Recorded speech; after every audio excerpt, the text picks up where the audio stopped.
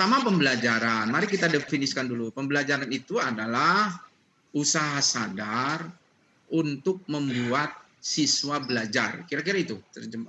Pembelajaran itu adalah usaha sadar. Jadi kalau sadar itu berarti dirancang, direncanakan, dianalisis segala macam. Jadi usaha sadar agar anak belajar, ya. Kalau Marzano itu punya definisi sederhana itu, katanya begitu.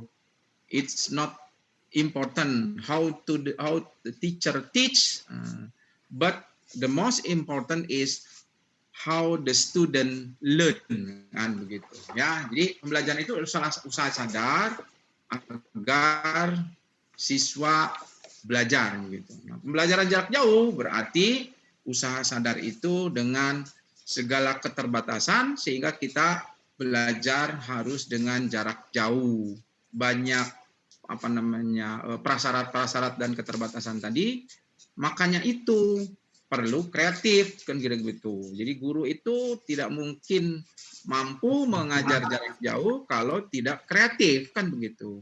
Harus inovatif, kan begitu. Kemudian tapi juga harus menyenangkan. Jadi siswanya harus senang, harus bahagia begitu, dengan tetap mengacu pada ya. Nah, baru itu. Jadi kreatif, inovatif dan menyenangkan itu akhirnya efektif. Efektif itu dibandingkan dengan hasil, ketercapaian itu baru efektif. Kalau bagaimana pemanfaatan sumber daya itu namanya efisien. Jadi makanya judulnya berat banget itu, ya, merencanakan, melaksanakan pembelajaran yang efektif. Efektif itu belakangan maksudnya, ya. Jadi yang kreatif, inovatif dan menyenangkan. Jadi kenapa harus kreatif? Karena inovatif, karena keterbatasan, karena pembelajaran jarak jauh gitu. Tapi siswanya menyenangkan. Nah, dengan senang itulah nanti bahagia, senang, bahagia, maka hasilnya baru efektif. Kira-kira alurnya begitu tuh materi ini yang saya buat, yang saya terjemahkan, ya. Oke, sebagai syarat kan Pak Sarwin kalau minta saya itu, mana Pak kurikulum PT-nya? Nah, ini berulang-ulang gitu, ya. Saya guru di SMA 108 Jakarta, ya. Bapak Ibu, saya mulai dari sini. Biasa nih saya nanya lagi. Masih kedengaran kan suara saya? Pak. Ya. Masih, Pak. Masih, Pak. Alhamdulillah, masih, Pak. Terima kasih. Oke. Ini saya sama temannya Pak Sarwin nih, Pak Setio Warjanto nih, ya. Oke. Mungkin ini jadi cermin buat kita bahwa PJJ, pembelajaran jarak jauh tadi, itu nanti lengkapnya nanti sama Pak Slamet, ya. Tapi kita perlu memberikan respon terhadap apa yang dilakukan ini, karena kan ujung-ujungnya nanti di sekolah itu bagaimana efektif, bahwa pembelajaran jarak jauh itu efektif, hasilnya seperti yang diharapkan. Jadi saya kira ini penting untuk direspon. Pertama itu ada menurut responden guru sadar gitu, memahami, sadar betul bahwa 80% PJJ itu adalah penugasan. Nah, meskipun nanti bisa diterjemahkan bermacam-macam, ya, diterjemahkan macam-macam. 63% ada tertulis, ya, ada 44% praktek, ada 41% ada produk, ya. Kemudian umpan baliknya juga ada. Jadi lengkapnya nanti, ya, Pak Slamet. Tapi bahwa apa yang kita inginkan tadi, efektif tadi, jadi bahan pertimbangan kenapa kita harus merencanakan dan melaksanakan, ya. Oke. Waktu saya sampai jam berapa nih, Bu Rika, ya? Menurut jadwal sampai jam 13.30. 14.30. Ya. 14.30. Oke, baik. Ibu Bapak sekalian, prinsip pembelajaran jarak jauh sebetulnya sama aja dengan prinsip pembelajaran ya. Jadi berpusat pada peserta didik ya, mengutamakan keteladanan gitu kan, mengacu pada kompetensi dan seterusnya. Tapi prinsip khusus pada pembelajaran jarak jauh, Bapak Ibu pernah gunakan secara khusus, ada surat edarannya yang menyebutkan ada 4 hal ya. Yang satu itu harus memberikan pengalaman bermakna bagi siswa ya, pengalaman bermakna bagi siswa. Jadi meskipun di rumah berikan pengalaman bermakna. Nah, jadi bahan pertimbangan buat kita tuh, apakah tugas-tugas yang kita lakukan yang tadi Pak disinggung juga mungkin misalnya banyak orang tugas lagi ya gitu, yang mungkin ya Bapak Ibu saya kira sudah punya data juga kalau tanya sama anak itu, kan anak sendiri juga jadi objek atau jadi subjek belajar juga ya. Bagaimana anak-anak bertanya itu, ya hanya beberapa saja, atau mungkin juga wah enak, kita bukan cuma tugas itu kita tahu hasilnya, kita tahu benar apa enggak dan seterusnya. Terus tugas tidak tugas terus, tugasnya bermacam-macam. Nah, pengalaman bermakna itu ya. Yang kedua, memfokuskan pada pendidikan kecakapan hidup ya. Ya, kecakapan hidup jadi gini, memang berat belajar jarak jauh itu berat, buat siswa berat, buat guru juga berat. Jadi beban-beban mengajar itu menjadi bagian yang harus dipertimbangkan, terutama oleh wakil kurikulum dalam apa? Dalam menyusun jadwal itu. Yang pertama, kita kan sudah dapat rambu-rambu itu, bahwa belajar kalau bisa jangan lewat dari jam sekian, kan begitu, kurangi per jamnya. Nah, terus termasuk wakil-wakil kurikulum sudah melakukan itu semua ya.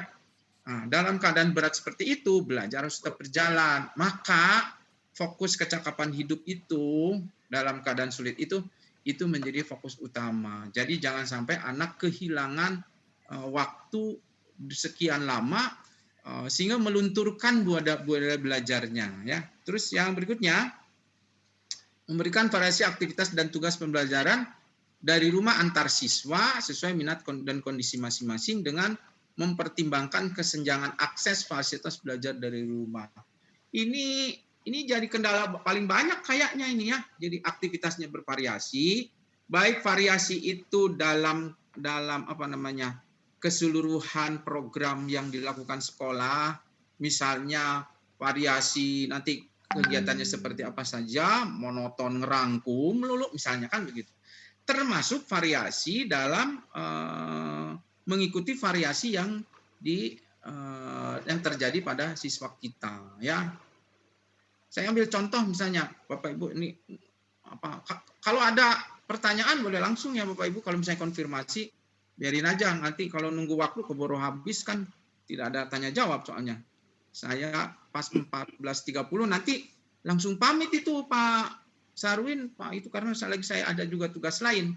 Jadi kalau mau ada apa, jadi begini, kita sadar Bapak Ibu, anak-anak itu beragam ya, sekalipun sekaliber SMA 13 atau SMA mana yang anak-anaknya memiliki akses yang tinggi gitu, tetap ada aja biasanya sejumlah siswa atau orang tua kesulitan akses. Misalnya Bapak Ibu memiliki kesanggupan, ketangguhan, kesiapan untuk selalu mengadakan tatap muka jarak jauh misalnya.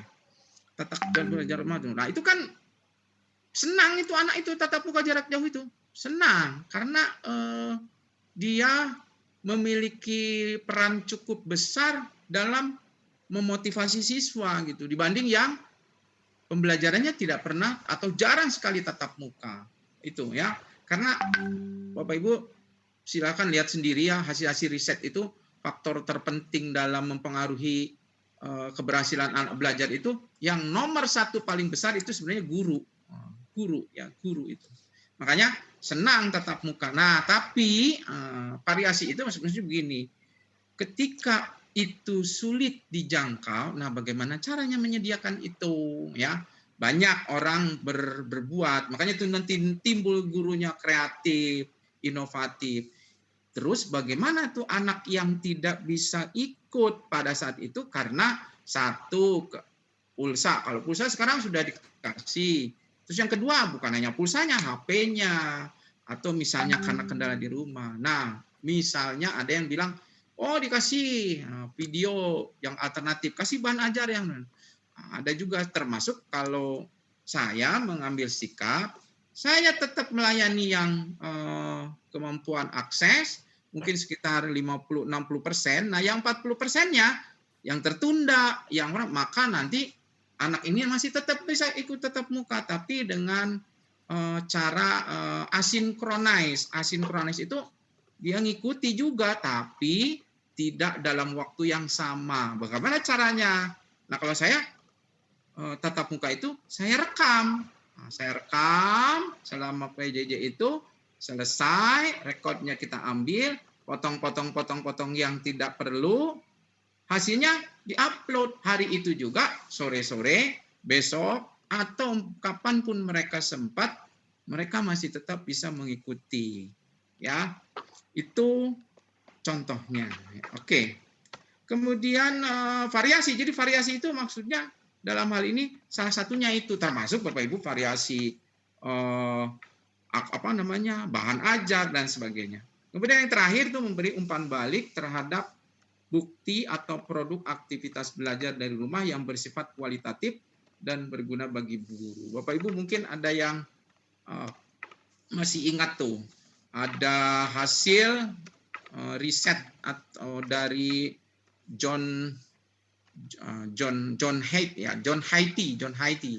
tentang powerful feedback, ya, powerful feedback.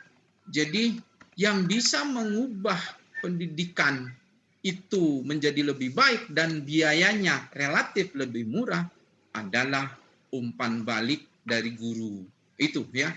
Itu dari Dari UNESCO itu, dari UNESCO ya. Oke. Saya lanjutkan. Nah, yang kayaknya kira-kira antara lain seperti ini. Pengalaman bermakna itu satu, tetap menumbuhkan literasi. Yang kedua, tetap menguatkan kompetensi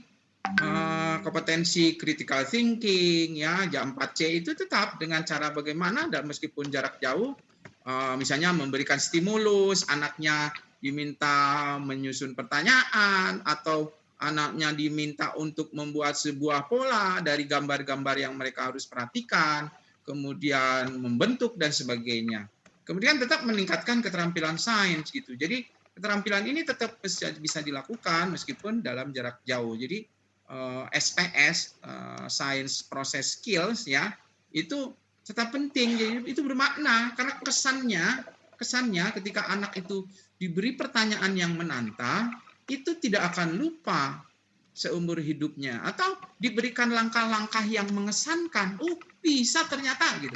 Itu keterampilan sains itu tidak akan pernah terlupakan bagi mereka. Pengalaman itu sangat berarti. Bermakna itu seperti yang diceritakan Pak Gubernur, ya.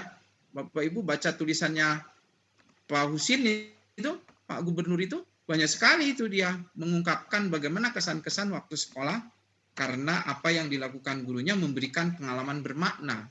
Jadi kesannya terus, ya. Antara itu literasi, kompetensi tetap meningkatkan keterampilan sains. Kecakapan hidup. Nah, kecakapan hidup itu terutama kecakapan sosial dan kecakapan personal. Ini penting terus ditumbuhkan. Jadi Ibu Bapak begini, ya mohon maaf ya, kalau yang Islam itu masih kental barangkali, ya. Fa inna fil jasadi apa tuh? Fa idza fasadat fasada kulluhu, fa idza hasana kulluhu, kan kalau misalnya begitu. Jadi bagaimana kita menyentuh kalbu mereka, itu kecakapan personal dan kecakapan sosial. Jadi tatap muka seperti yang saya sampaikan tadi itu penting, karena disitulah anak-anak tumbuh kecakapan sosial dan personalnya, karena ketika ketemu dengan Bapak Ibu guru itu ada hubungan batin yang kuat, sehingga dorongan motivasi untuk belajar tetap terus membara terus kuat begitu. Nah, meskipun dalam keadaan terbatas PJJ ini mungkin ada defisit kecakapan akademik, jangan sampai kecakapan sosial dan personal itu juga defisit begitu. Jadi defisit akademik boleh jadi gitu. Misalnya Bapak Ibu ini kontennya harus sampai segini, tapi boleh jadi itu berkurang. Mereka itu ada penyederhanaan kurikulum, ada penyederhanaan KD gitu kan. Jadi tapi yang ini jangan sampai berkurang kecakapan sosial dan kecakapan personal, terutama melalui misalnya diantaranya dengan PJJ tatap muka, walaupun mungkin singkat ya. Kemudian ini yang aktivitas bervariasi.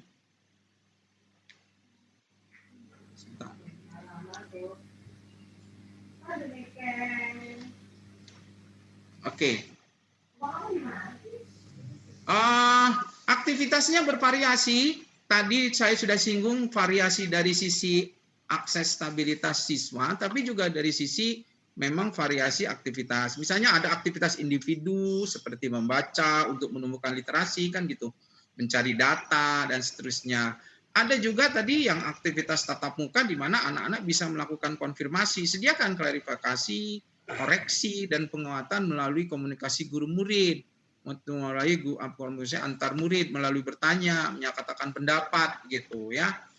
Yang berikutnya adalah aktivitas menulis, membuat karya, berkreasi dalam ragam media. Jadi membuat, ya mungkin bukan menulis itu dalam arti memang menulis itu menulis ide maksudnya, bukan menulis hanya sekedar menulis rangkuman atau menulis jawaban soal, bukan itu maksudnya. Jadi menulis, menuangkan ide dan karya, ya, membuat karya misalnya, kemudian berkreasi dalam ragam media. Ada anak yang bisa tersalurkan melalui media audio, media visual, audiovisual, atau media-media yang sekarang bertebaran ya pada anak-anak. Jadi mereka memiliki keunikan-keunikan. Kemudian juga tetap aktivitas berdiskusi, berkolaborasi, komunikasi dalam melaksanakan eksperimen, misalnya dalam tugas proyek atau tugas-tugas lainnya. Yang terakhir, itu unjuk kerja. Unjuk kerja itu bagian yang sangat penting itu dalam Merdeka Belajar, Bapak Ibu. Merdeka Belajar itu, ujung dari Merdeka Belajar itu adalah unjuk performan. Unjuk performan itu ya bisa presentasi, bisa memerankan, bisa apa. Ini loh gue, apalagi anak-anak SMA itu. Ini gue bisa begini dan seterusnya. Nah ini aktivitas bervariasi. Kemudian yang umpan balik. Umpan balik ini penting untuk buat siswa yang nanti buat siswa itu ya aku bisa gitu loh. Karena apa? Karena dia tahu tentang apa yang sudah dicapainya, karena dia tahu mendapatkan umpan balik tentang kesulitannya, tentang kegagalannya, tentang hasil koreksi yang dilakukan oleh ibu bapak guru, ya, sehingga dia juga bisa memperbaiki, bisa menyempurnakan, bisa mengembangkan, dan itu semua membangun motivasi mereka. Jadi umpan balik itu, makanya riset John Hattie itu tadi, ya sangat rasional memang umpan balik itu, ya. Sedangkan bagi guru itu juga berguna. Kalau misalnya apa yang keliru, misalnya, ini nih Ken, ya, seperti itu. Oke. Berikutnya saya ingin menyampaikan ini tentang Merdeka Belajar tadi. Kan sebelum pandemi ini kita sudah program Pak Mas Menteri, ya, program Mas Menteri itu adalah Merdeka Belajar. Jadi sebenarnya relevan itu tadi. Ya, ujung dari Merdeka Belajar itu ujung kegiatan itu share it. Nah, gitu. Share it itu meningkatkan kepercayaan diri anak tentang dia bisa mampu gitu. Nah, media-media ini kan banyak sekali gitu. Salah satunya misalnya presentasi, salah satunya misalnya unjuk kebolehan, pameran, kan begitu. Termasuk membuat laporan, ya. Nah, kemudian dibandingkan atau dalam kondisi yang belum merdeka, kira-kira begitu, anak itu kondisinya aku harus begini, harus begitu, mengikuti apa yang maunya guru. Sementara kan kalau belajar aku bisa begini, aku boleh itu, aku bisa begini dan seterusnya. Jadi itu Ibu nggak dimut tahapannya itu suaranya. kan on it, learn it, Kalau Ibu share dimut it kan ya. suaranya On nggak it bisa. itu ketika melakukan perencanaan itu anak-anak juga ikut terlibat. Salah satu pertanyaannya yang muncul ketika anak itu on it, misalnya begini, anak itu bertanya, Pak, boleh nggak kalau begini? Itu berarti Bapak Ibu sudah memasukkan unsur on it gitu. Setelah itu, kalau begini, Pak, bagaimana caranya? Bagaimana caranya? Nanti yang menjawab itu bisa ya temannya yang lain, tidak harus kita yang menjawab gitu. Kecuali kalau misalnya buntu, nggak boleh kita. Nah, setelah dapat, kalau gitu saya bisa begini Pak. Lakukan kata gurunya. Nah begitu Pak. Itu Merdeka Belajar itu sederhana ya. Kalau teori-teorinya sih rumit, tapi saya buatkan ini, saya ambil dari dosen UNJ itu, Pak siapa saya lupa itu, yang dari Pustekom. Saya ambil makalah beliau ini, dia membuat sederhana seperti itu. On it, learn it, dan share it. Ini tahapan dari Merdeka Belajar. Oke. Ibu Bapak, saya menyebut bahwa kita ini terpaksa kreatif, ya. Terpaksa kreatif. Bagaimana bisa terpaksa kreatif? Coba Bapak Ibu gambar ini, saya ingin mengingatkan kepada kita semua tuntutan atau tuntutan ya. Tuntutan atau harapan lah ya. Kalau tuntutan kelihatannya terpaksa, kalau harapan bahwa siswa kita ini yang belajar di rumah itu diharapkannya mereka memiliki pengetahuan, kompetensi gitu ya, memiliki kompetensi, pengetahuan, keterampilan sikap seperti yang sewajarnya mereka tingkat SMA. Makanya dirumuskan dengan kompetensi-kompetensi tadi. Itu. Terus itu semua dicapai dengan senang hati. Anak itu meskipun belajar di rumah, gimana kita menjaga kondisi senang hati itu? Tetap bersemangat, dan bahagia. Karena kalau kita tidak bisa menjaga bahagia dan semangat dan juga tidak senang, itu kekhawatiran. Kita akan kehilangan, anak-anak kita akan kehilangan waktu yang begitu banyak sehingga mereka tidak belajar. Nah, kita sendiri, Bapak Ibu guru ngajar di rumah, bekerja dari rumah. Ini kepala sekolah memantau bekerja dari rumah. Padahal idealnya ini semua komponen, ini guru, ini para pimpinan kita, kepala sekolah, mungkin dinas pendidikan, kemudian ini orang tua di rumah, ya, serta lingkungan masyarakat itu idealnya dapat memberikan komunikasi timbal balik itu untuk mencapai anak-anak yang sekarang waktunya belajar di rumah. Dan itu kita tahu persis semua terbatas. Bagaimana kita bisa komunikasi dua arah lebih? Kalau misalnya anak-anak kelas langsung, misalnya ada anak ngantuk, kita bisa langsung merespon kan begitu. Bagaimana? Nah sekarang bagaimana jarak jauh seperti ini? Maka harus ditemukan bagaimana anak nyontek, ya. Kalau kalau di kelas misalnya ada tes tertulis, kita bisa memastikan anak-anak tes dengan tidak nyontek. Kita bolak-balik ke belakang kan begitu. Bahkan Bapak Ibu guru ada tuh yang 2 jam, 1 jam kan gitu ya. 1 jam di dalam ruangan, 1 jam suruh nunggu gantian. Kenapa begitu? Karena kita bisa langsung menindak. Nah sekarang coba bayangkan Ibu Bapak, kita melakukan tes, anaknya di rumah. Bagaimana menjamin itu? Maka kita perlu kreatif. Terpaksa kreatif, ya nggak apa-apa. Nah, bagaimana itu? Nah, Ibu Bapak, mungkin saya mengangkat lagi. Salah satu poin itu bunyinya itu penilaian kualitatif. tidak fokus penilaian kuantitatif. Tes itu kuantitatif, Ibu Bapak, ya. Tes itu kuantitatif karena dia hanya mengetahui benar dan salah. Benar sekian dan seterusnya. Nah, Bapak Ibu, itulah yang akhirnya kita perlu kreatif. Bagaimana caranya? Nah, maka dengan cara itulah dicari terobosan. Kalau dulu perintahnya, barangkali begitu ya, ditulis perintah soal itu petunjuk umum, jawablah pertanyaan berikut ini, petunjuk khusus, dilarang pakai kalkulator, kan dilarang buka HP. Bukan begitu tulisannya. Sekarang terbalik Bapak Ibu. Coba kalau memberikan tes, gunakan kalkulator. Cari di internet. Tanya ibu bapakmu. Coba bisa nggak begitu Bapak Ibu? Itu kreatif dan inovatif. Coba Bapak Ibu. Jadi bagaimana caranya kita bisa memberikan kepastian proses belajar, perintahnya dibalik itu. Wah Pak, kita punya software nanti yang bisa mengontrol anak tidak bisa tidak bisa nyontek, tidak bisa buka internet. Wah Bu, omong kosong itu. Iya, laptopnya nggak bisa, orang HP-nya banyak Bu, Pak.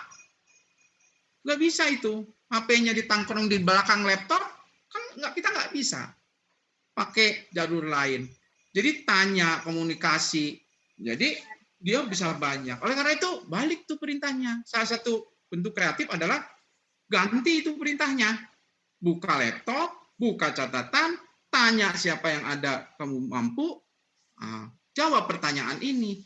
Lalu ada kekhawatiran ya di antara kita-kita, wah kalau begitu nanti bisa 100 semua. Betul, itu bisa betul.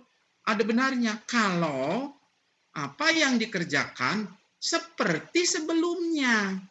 Seperti sebelum. Tapi coba kalau pertanyaannya itu, anak-anak berikut ini adalah ini ada data. Misalnya saya guru fisika, data. Eksperimennya begini, monitornya begini.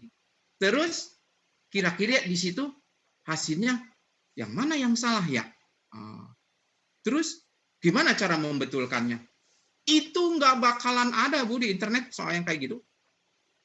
Ya, Bapak Ibu, jadi terpaksa juga kita membuat instrumen penilaian yang kreatif untuk mengukur pengetahuan, untuk mengukur keterampilan.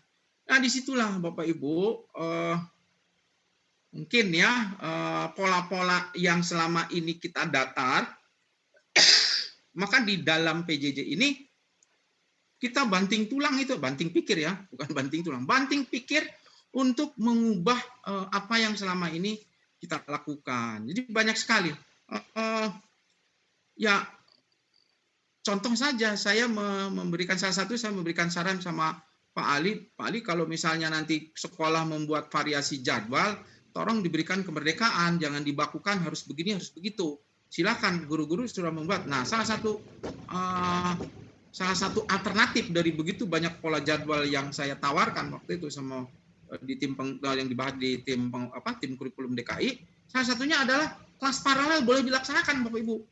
Laksanakan paralel boleh. Artinya kalau kelas 10 ada 3 kelas, ya nggak apa-apa di jadwal. Bentrok secara visual dalam jadwal pelajaran kelihatannya bentrok, tapi dengan PJJ bisa begitu. Itu kan itu juga membuat norma-norma baru yang kreatif dan inovatif. Nah, nanti juga belajarnya cara belajar seperti itu. Jadi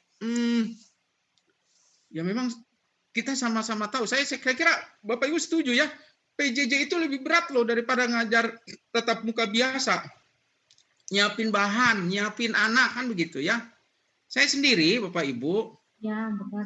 Betul ya Bu ya. Saya sendiri mau ngajar sekali itu, setuju ya Pak ya. Jadi saya sendiri kalau mau ngajar itu saya bikin 2 video loh Pak. Jadi pertama video yang seolah-olah saya berdiskusi sama anak-anak tentang apa yang katakanlah misalnya pertemuan berapa, KD sekian, kita akan begini. Nah, itu saya seolah-olah ngajar dan seolah-olah ada yang nanya, seolah-olah saya meminta gitu. Itu video saya berikan 1 hari sebelumnya. Dengan bahan PPT, saya berikan, share YouTube. Mungkin sekitar separuh atau kurang, anak-anak sudah nonton itu. Nanti setelah pada saat tatap muka, saya gunakan bahan PPT yang sama. Nah, sebagian dari anak itu tinggal konfirmasi, gimana yang ini nak, gimana yang ini nak, dan seterusnya. Nah, sebagian lagi yang belum belajar itu menjadi hal yang baru gitu, sehingga anak bertanya juga. Jadi gunakan bahan yang sama. Nah, disitulah penguatan. Nah, setelah itu, Bapak Ibu, seluruh proses PJJ-nya tadi saya rekam. Untuk apa? Karena ada anak yang nggak bisa ikut. Saya bikin video lagi. Jadi, saya mengajar 1 hari, saya buat video 2, dan itu saya upload semuanya di YouTube. Itu namanya kreatif terpaksa. Nggak apa-apa lah, terpaksa juga. Lama-lama juga ikhlas gitu. Karena senang, anak ngelihat anaknya senang, bersemangat, kompeten, dan berbahagia, lama-lama juga tepat. Jadi ini Bapak Ibu ya, kreatif loh paksa. Jadi kreatif itu ide-ide yang tadinya nggak ada, termasuk inovatif ya, ide-ide yang ada, kemudian kita ubah dan seterusnya untuk bagaimana mencapai itu semua. Oke, nanti saya kemudian efektif itu merujuk pada hasil. Jadi kita singgung lagi ini. Jangan lupa, kita masih kurikulum 2013, output kita itu sejalan dengan kompetensi abad 21 ya. Literasi masuk, karakter masuk, dan kompetensi ini masuk ya. Literasi masuk. Literasi sebagai sebuah mesin prosesnya ya, ada literasi dasar dan seterusnya, tetapi bukan hanya itu sebetulnya, bagaimana anak itu memaksimalkan peran potensi yang ada di dalam dirinya dengan cara olah rasa, olah hati, olahraga, olah pikir, dan seterusnya. Ini filosofi yang sudah lama ya. Oke. Waktu saya tinggal sedikit ini. Apa ukuran menyenangkan dalam belajar ya? Dari sisi norma kurikulum, norma belajar. Yang pertama, menyenangkan tuh kalau berorientasi pada tujuan ya. Terus yang kedua, menyenangkan itu kalau bisa memancing keterlibatan siswa. Jadi siswa senang nanya, senang merespon, itu menunjukkan bahwa pembelajaran itu menyenangkan. Kemudian menyenangkan itu kalau menyeimbangkan antara aspek kognitif, afektif, dan psikomotorik. Ya tadi olah pikir, olahraga, olah rasa, olah hati. Ya. Kalau pembelajaran itu memberi semangat, ukurannya semangat, gitu ya, kemudian termotivasi dan menantang. Nah, untuk menantang motivasi itulah perlu kebaharuan, perlu inovasi, perlu kreativitas ya. Nah, yang berikutnya bermakna bagi anak karena kontekstual. Oh iya, ini ada di dalam hidup saya, ada di dalam kehidupan masyarakat dan seterusnya. Yang keenam itu bervariasi dalam metode, teknik, media ya. Jadi makanya guru itu manusia paripurna kayaknya sih ya, manusia paripurna karena dia penulis skenario, dia juga sutradara, kemudian dia juga koreografer. Sekaligus dia juga penonton, bahwa apa yang dilakukannya itu bisa menyenangkan atau memuaskan penonton. Yang ketujuh, komunikatif ya. Mungkin juga ya, mungkin dari Bapak Ibu ada pemakluman kali ya, kalau misalnya sesekali, tidak selalu, dalam komunikasi itu kita menurunkan standar omongan kita disesuaikan dengan pembicaraan anak-anak supaya nyambung. Wah, misalnya ada istilah-istilah anak-anak yang boleh jadi itu. Meskipun kita harus menggunakan bahasa baku, tapi ya ada bahasa-bahasa yang bisa diturunkan. Supaya salah satu untuk komunikatif tadi. Ini hasil riset menunjukkan bahwa apa sih yang disukai anak itu? Anak itu suka loh diskusi kelompok. Diskusinya tentu dengan variasi. Ada jigsaw, ada window shopping, ada macam-macam itu ya. Eksperimen itu senang itu. Anak-anak yang males belajar kalau udah dipakai just lab atau apa begitu, praktek olahraga senang banget itu. Mata pelajaran yang paling disukai kan mata pelajaran olahraga, karena mata pelajaran itu hampir 100% praktek kan begitu ya. main game, ya game, bermain peran. Nah, tuh di bahasa Inggris, di seni pertunjukan, udah kalau jadi penyiar misalnya atau mata pelajaran apa, itu seneng banget tuh bermain peran. Inquiry, ya, kemudian berbasis masalah kontekstual dan unjuk performan. Jadi, unjuk performan itu perlu, Bapak Ibu, ya. Oke, contoh belajar yang menarik perhatian itu, misalnya apa yang bisa dilakukan? Belajar sambil bermain, ya menggunakan media teknologi, ada reward, ada umpan balik, begitu, ya. Kemudian dimulai dengan pertanyaan yang membuat penasaran, ya.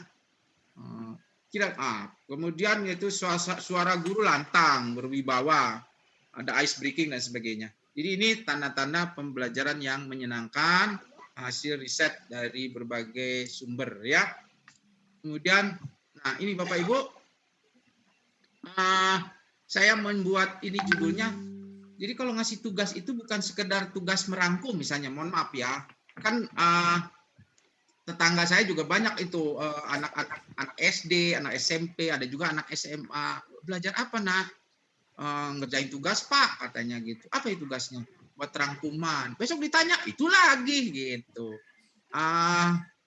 Jadi cobalah ada tahapan di antaranya gini. Jadi anak itu ujungnya itu berbuat gitu, ujungnya berbuat.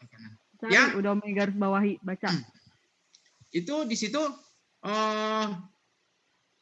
tahapan yang dilakukan anak tuh misalnya membaca, melihat, mendengar, berpikir, bernalar, dan membuat gitu.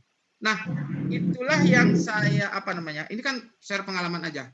Itu yang sempat saya terpikirkan, gimana supaya kalau tugas itu